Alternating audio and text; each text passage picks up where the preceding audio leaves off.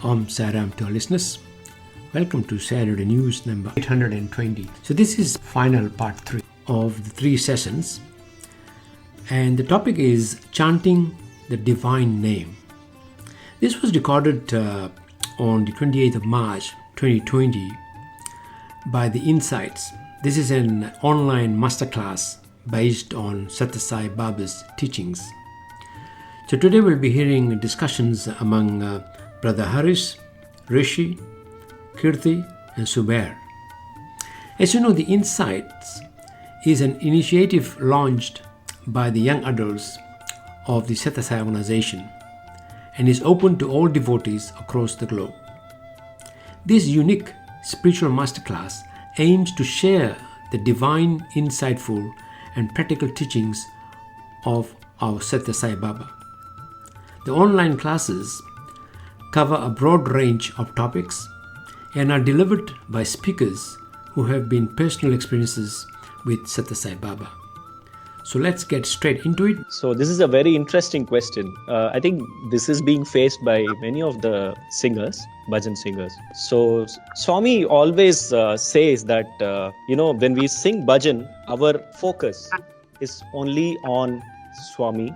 We are singing for Swami and not for the audience or the devotees. So that point should be very, very clear to the singer who is leading a bhajan, right? So I think many of you will experience this. So you finish a bhajan in the center, and when we come out and many of the devotees praising you, saying that your bhajan was so good, we could connect ourselves with Swami when you sing. So all these things you get to hear. So that time there are chances where you tend to think that, yes, I sang so well. So I am able to connect everybody. I'm able to be a part of someone who is able to connect with Swami, and all these thoughts comes in our mind. So the best way to get rid of that is what I personally do is when somebody appreciates me a lot, right? So I just think only one thing. And finally, we all know that Swami is the creator of all of us. So without his will, nothing can move, right? So that point, we should always keep it in mind. So it is like Swami is the creator and he's the one who is in me, singing through me. Yeah. So who is in me, Swami within me, is singing through me for his own sake. So when we have this thought in our mind that it's not me who is singing, it is Swami to whom I'm singing, I don't think so. There's a point where the ego comes to our mind. This is what is my point of view. Over to Sudhir, brother. Saram, brother, I just wanted to add one more point on this. Beautifully explained, brother Harish. One more thing, what I do personally is usually wherever the bhajan happens in the bhajan center, there obviously the Swami's chair will be there. Without Swami's chair, there will not be any bhajan session, is it? Just think that Swami is physically sitting there in each session. That is the one of the best thing you can do. Yes, of course, whatever Harish brother mentioned is very important. But to start with that just feel that Swami is sitting there. Everything will be all right. Just assume that you are sitting in Prasanthi Nilayam. Just close your eyes. And when Swami is sitting in front of you, if you want to dedicate something to Swami, how it should be? It should be quality, everything. For example, Naivedyam, you give some Naivedyam to Swami, is it? Do you offer something which is not good? Or you tried something today, like in your life, you never prepared upma. Today you tried upma. You don't know how it is tasting. You directly go and give it to Swami. Maybe without salt. Maybe it is not cooked properly. Maybe the ingredients are not proper. Even do you eat that? No. This is very important. Actually, when you offer it to Swami, just assume that Swami is going to partake it. And if you want to sing something, what are the ingredients he mentioned? You add everything and just feel that Swami is sitting in front of you. Everything will be all right. You will sing. If you think that I'm not okay to offer this, maybe I need another 100 times more practice, do it. Do it. Even in your bhajan center also Swami is there. In your house altar also Swami is there. Is it? Until you go to public, you practice at home, then go further. That is what I do always. Thank you for that, Subir. See, this ego thing, one quick point I wanted to add. We have 3 letters, right? EGO, edging God out of. And another thing that came to my mind, I've heard in a few other talks. If ego comes to us, if we have ego, he goes. So if we should always remain without ego when we are rendering bhajans. Another thing that Brother Harish had brought up about praising, you know, sometimes people will come and give you positive feedback and praise after a bhajan session. Oh, you sang really well. Swami's actually spoken to the Prashanti Bhajan group about how this feedback actually has to be given. See, as musicians sometimes, right? During the bhajan session itself, if somebody gives a nice variation, during the bhajan session itself, sometimes somebody, hey, sabash, somebody plays a nice a variation on the harmonium or tabla. Again, some other person will just say, hey, sabash, kya baat hai. All these things will happen during a bhajan session. And Swami has said we should avoid all of these. If we really truly enjoyed somebody's rendition on instruments or singing in a bhajan, quietly approach that person after the bhajan and tell them, Sairam, brother, Sairam, sister, your bhajan, your rendition has really touched my heart and I could feel Swami's presence. So one way we can avoid this ego thing, to not do these kinds of praises and things during the actual bhajan as a discipline that we can all follow. And one more thing, just to add on this, sorry, Brother Subir. No, please go ahead. The instrument players, they also play a very important role actually. It is not only about we singing, even as brother was mentioning, when you play something, when somebody is see, there is two kind of things. Even I play tabla, even brother Subir play tabla. There are difference between playing tabla also. He is playing tabla, I am playing with tabla. So it may sound good same, but playing with tabla is, we cannot do experimentation in the bhajan session. If you are very well versed in your tabla or harmonium also, we have to limit our expertise in a bhajan session. That also have a direct impact on the singers singing. Even it will distract their singing also, whoever following also. That's also very important. Sarah. That's very important, even as tabla players.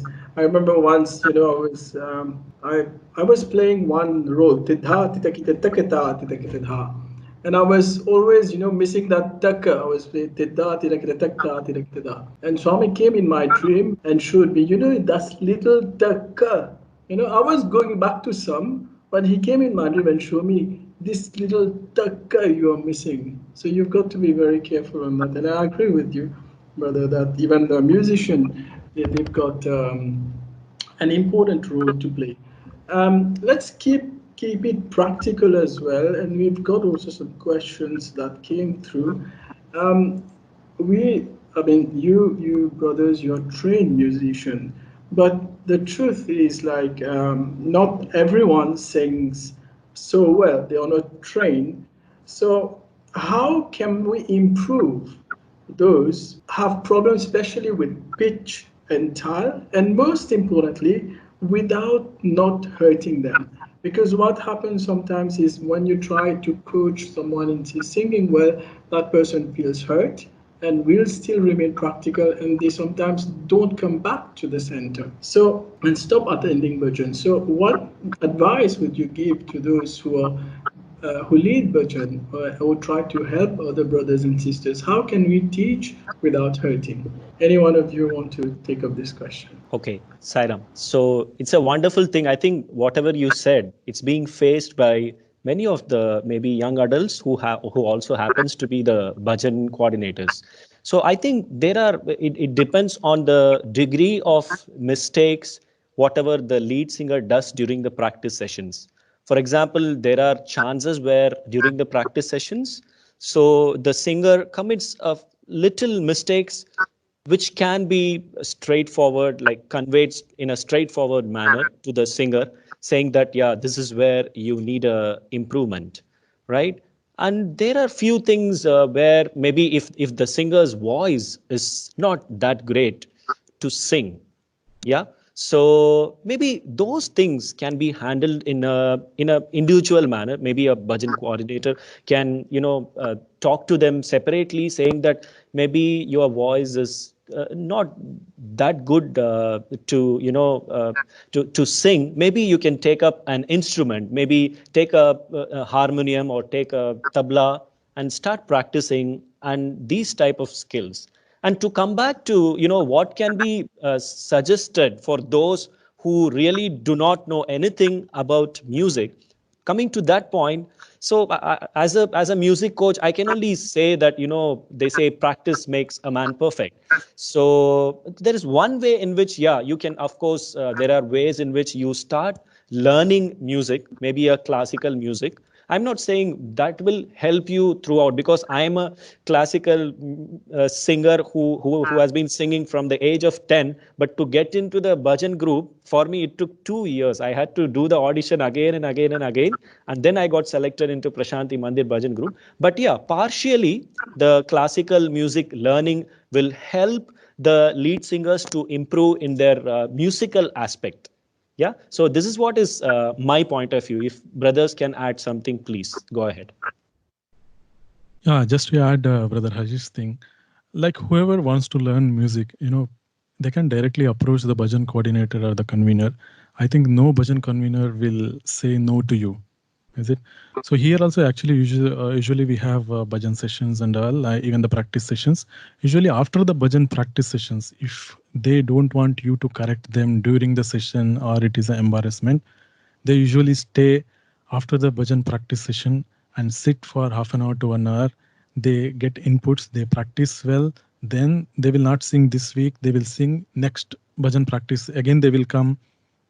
See, as Brother Harish correctly mentioned in his first portion, like you need to have dedication, first of all, the devotion.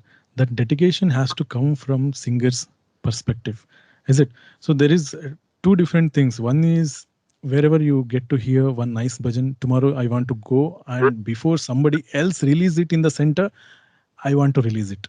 So that is one mentality. If you learn properly, yes, you can do it. But before that, you can contact your bhajan coordinator. See, now I can give you an open assurance that I think all three of us are available. If you want to contact any of us, I'm taking the leverage of, without even asking Brother Rushi and Harish, you can contact us anytime. Anytime. You record, send it to us. You just ask whether it is okay. Or I'm not telling that we are very high, well versed. Maybe Brother Harish and Rushi is very good in this. Uh, but don't hesitate, don't hesitate. We are all in the same boat actually, moving towards Swami, is it? So it is not like that our path is different. We are also slowly crawling and moving towards Swami, and we are all in the same boat, is it? Just we have to help you and you have to help us. So this is the common thing. So don't hesitate to ask or learn something which is related to Swami. When you take one step forward, Swami will help you to take 100 steps. So, Sairam. And one more practical thing. Thank you for sharing these points. One thing that we've practically implemented in our center, Jersey City, New Jersey, we've actually made it mandatory that all bhajans in our center have to be offered in pairs. Paired singing is a wonderful way in which someone who has some music sense but is not quite there yet, they can be paired up with a stronger singer and they can render the bhajans.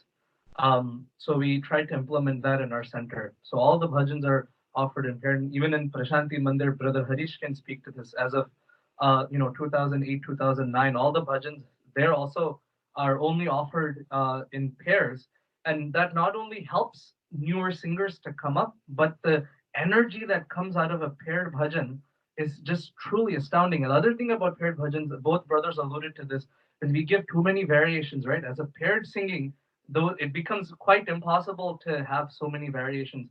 So when we sing together in pairs, we have to force ourselves to sing very simply and that focus on the bhava, the true essence of the bhajan, um, remains. And aside from myself, Brother Kirti, Brother Harish, we have Radio Sai Bhajan Tutor as well.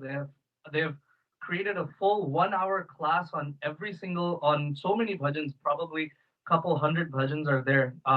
You can always reference those as well for learning bhajans. And from a practical musical aspect, simply if we just practice holding one note at a time, like we have Tanpura apps, Shruti Box, even online, you can just go search in YouTube Tanpura Shruti, and it'll just play one note, and you just practice singing Om on that one Shruti.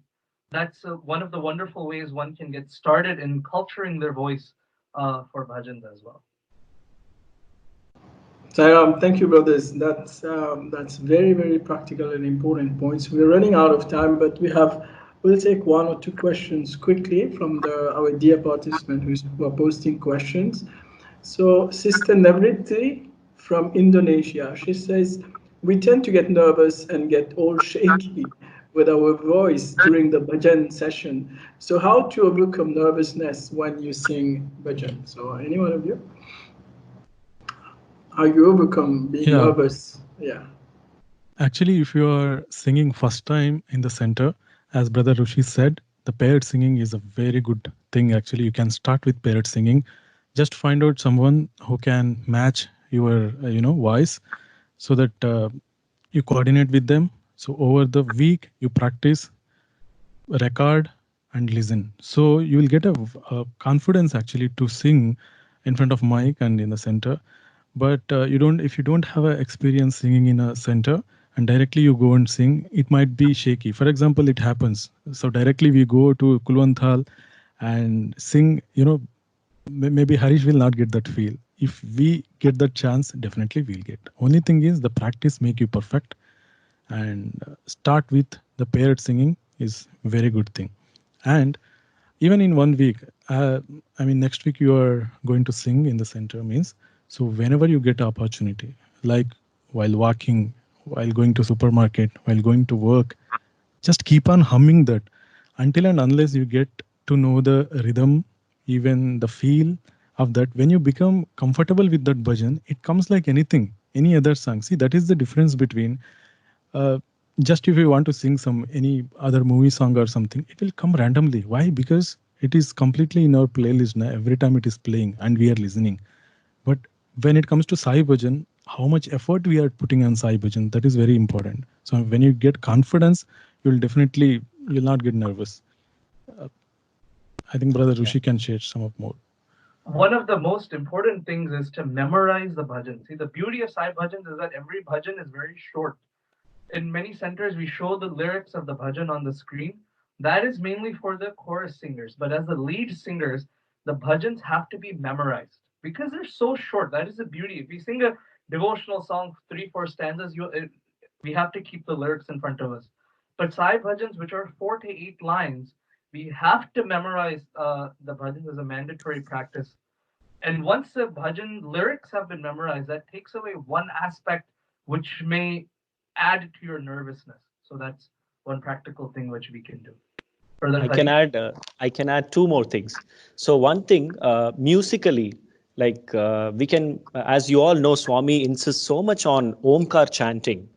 So if you want to have that stability in your voice, maybe on daily basis, if you're able to chant Omkar 21 times in such a way that you're able to extend it as much as possible, in such a way that your voice doesn't sound shaky, that helps a lot. And second thing, I know most of us get that the voice shakiness only because when we sing in a center, it's not only that we are singing for Swami. We are aware that there are people around us. What if I sing wrong? And these all thoughts happens. So whenever we are practicing in front of the altar before we sing in the bhajan hall, when we practice at home, we should visualize that as if we are very much there in the center.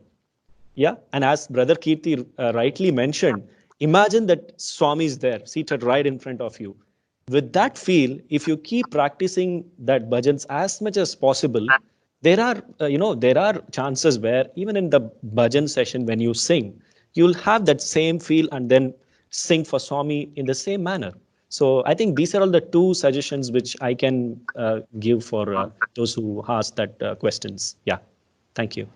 Thank you, brother. We'll take a last question. It's from Sister Swati. Sairam, when thinking of Swami while offering a bhajan, I tend to forget some lyrics. I sometimes carry a sheet with lyrics, but that distracts the focus too. Any thoughts on this?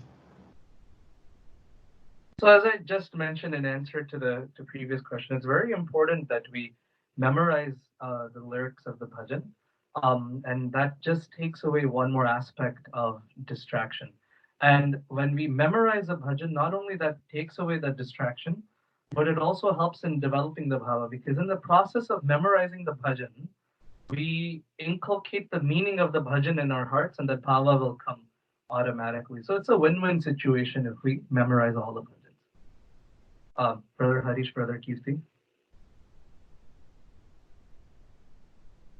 Yeah, I can add to that. I work as a music teacher, so there are many students also who tend to say that we want to see the book and sing. I think the same concept applies to the bhajan as well.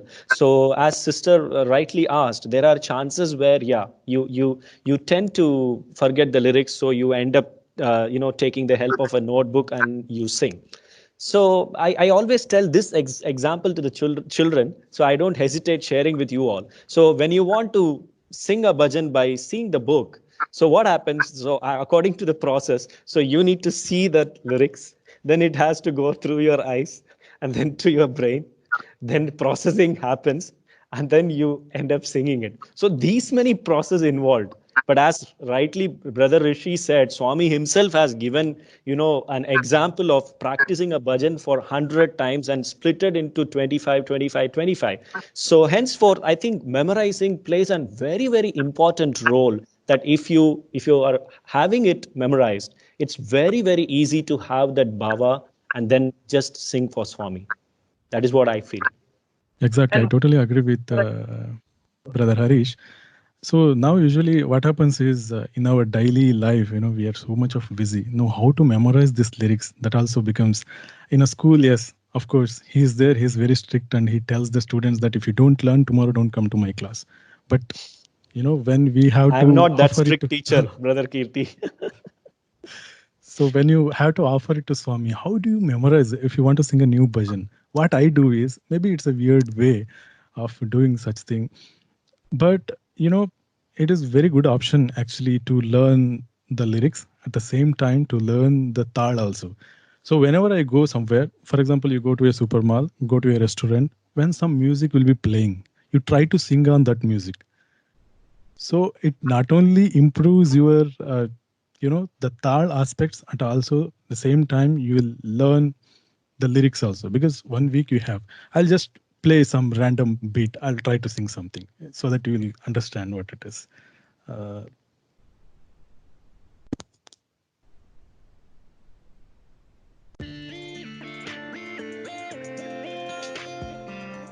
I think it's audible. Yes.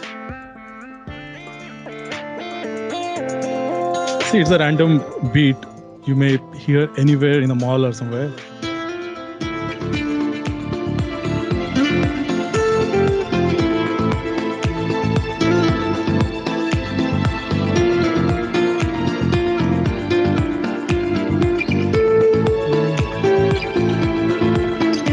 जननी कृपा करो अम्बे,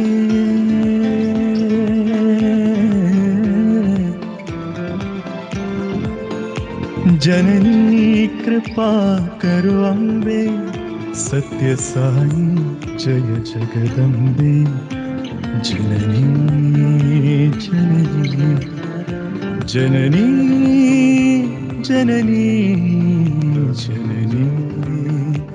जननी जननी जननी जननी जननी कृपा करो Ambe.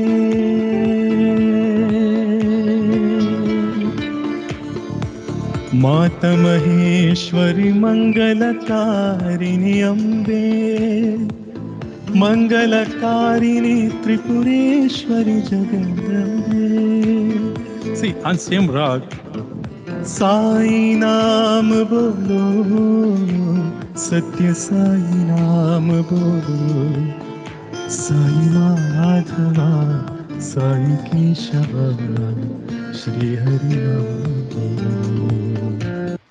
So this is what I do actually. I know it's a weird practice. So whenever, that's why usually my friends, they don't take me out for any outing or something, because I'll be, when something else will be coming, I'll be singing Sai Bhajan. So they hate me for that reason. But yes, sometimes you have to be very selfish on this motive, because next week you are going to sing a new bhajan and practice is crucial. So over to Brother Subir. Sairam. We just take a last question. I know we're completely running out of time, so there's an interesting question, and we could deal with that quickly. Does food affect us as bhajan singers? That would be the last question. Okay. From my point of view, So it depends. So to give you an example, you all know about singers called S.P. Balasubramaniam and K.J. Yesudas. Yeah. So in one interview, S.P. Balasubramaniam sir said, I eat ice cream just before I enter into the studio to sing any song. But whereas Dr. Yesudas, what he does if he has a concert, before 3 days, he starts speaking to people in a very whispering manner. Hi, how are you? This way. So it depends on the individual. For example, we have to know, as Swami says, like this body is given to us by Swami. So we have to analyze how our body is. We all know what is the food which doesn't suit my health, which doesn't suit my throat, what food I'm allergic with. So we need to self analyze and then do accordingly. That is what I feel. Over to Brother Rishi or Kirti. Very rightly put, brother. Like we have any instrument, right? If we have tabla, right, it has to be tuned properly.